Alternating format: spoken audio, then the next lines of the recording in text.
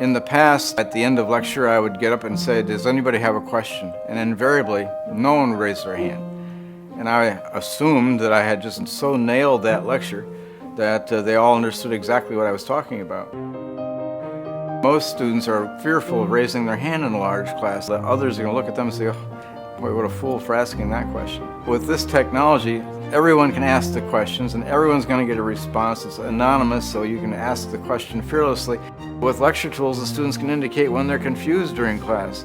Go back and say, I see last time that you were confused by these slides. It's your job to say, I'm listening.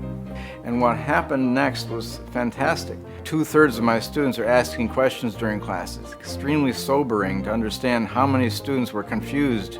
Probably have been confused for all my years of teaching. People in class for whom English is not their first language now have a way that they can ask questions in class, take their time typing the question and get a response. You have to know what your students don't know, and you aren't going to know that unless you ask them questions, and you're not going to get honest answers unless they can freely answer it and not look stupid. If you use these technologies, engagement will improve. If you use these technologies, attentiveness will improve. We have the responsibility to think about these technologies and use them in ways that are pedagogically sound in order to improve the quality of the large classroom. Give the students the opportunity to participate, and they will.